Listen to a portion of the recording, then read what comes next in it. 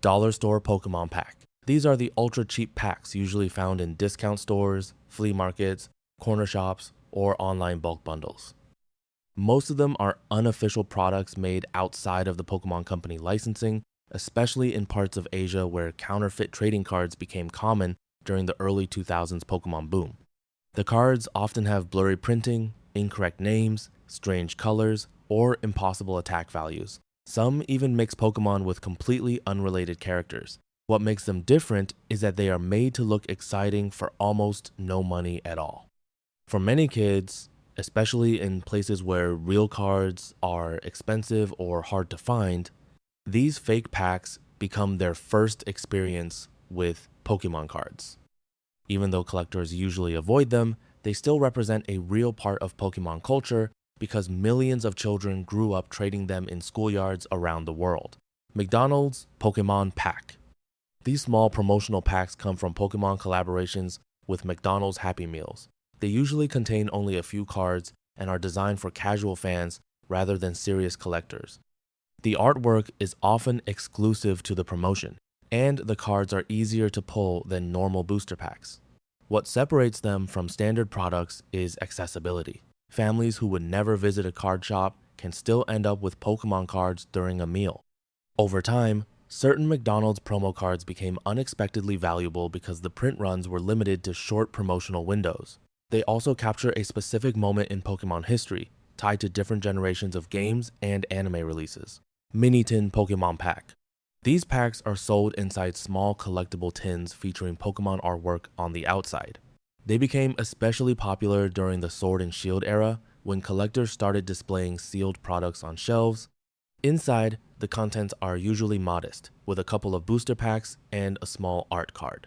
The value comes more from presentation than raw card odds. Unlike loose packs hanging in stores, mini tins feel more like collectible objects. They appeal to casual buyers who enjoy opening something that feels premium without spending huge amounts of money. Many younger fans also reuse the tins for storing cards, dice, or coins. Standard Booster Pack.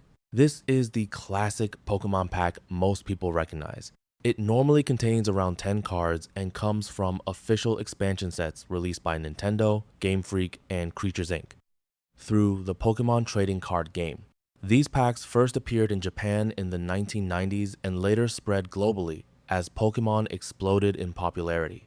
What makes standard booster packs important is balance. They are affordable enough for regular players while still giving a chance at rare, holographic, or ultra rare cards. Entire communities formed around opening these packs, trading duplicates, and chasing favorite Pokemon.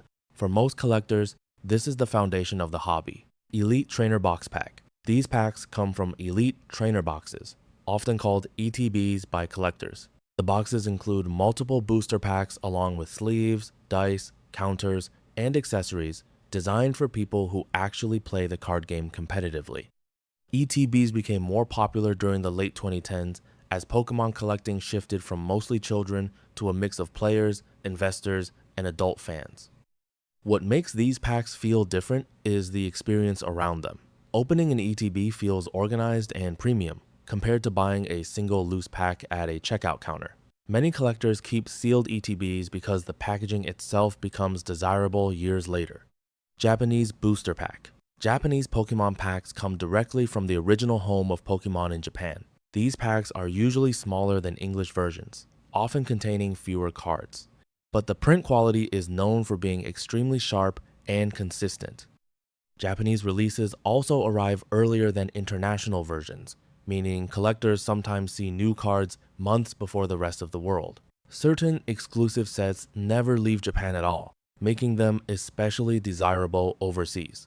The history behind these packs matters because the Pokemon trading card game began in Japan in 1996 before spreading internationally. For many collectors, Japanese cards feel closest to the roots of the franchise. First Edition Base Set Pack. This is one of the most famous Pokemon products ever made. Released during the late 1990s Pokemon craze, these packs came from the original English base set and included the now legendary First Edition stamp on the cards. They were printed in limited quantities before later unlimited runs replaced them. What makes them different is historical importance. These packs represent the very beginning of Pokemon card collecting outside Japan. Many adults today remember opening them as children during Pokemon's first wave of popularity. Because so many were opened, damaged, or thrown away back then, sealed first edition packs became incredibly rare over time. Shadowless Pokemon Pack. Shadowless packs belong to an unusual early print run of the base set, where the card artwork lacked the shadow border added later in production. At first glance, the difference seems small, but collectors pay close attention to these printing details because they reveal exactly when a card was produced.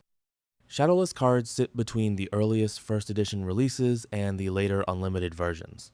Their importance comes from rarity and timing. They capture a short transitional moment when Pokemon cards were rapidly expanding in North America and printing methods were still evolving. EX Series Pack.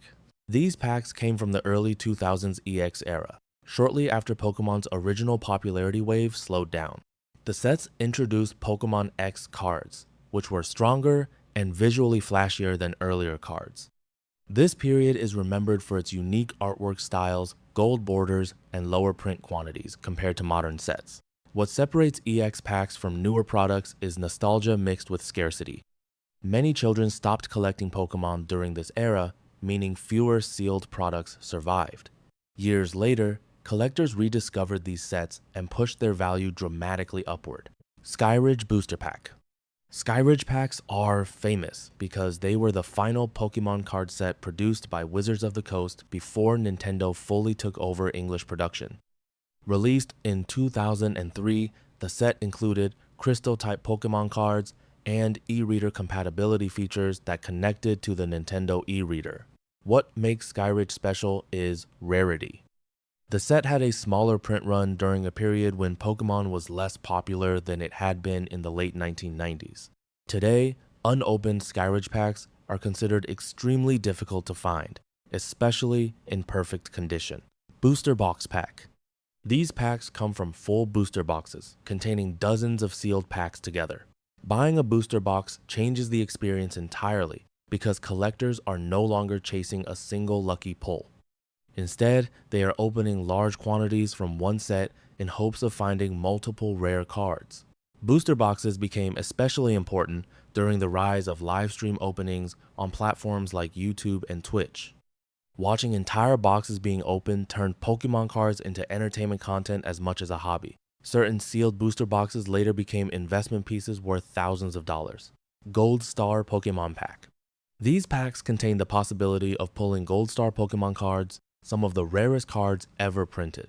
Introduced during the EX era, Gold Star cards featured shiny Pokemon appearing outside the artwork border with a small gold star next to the name.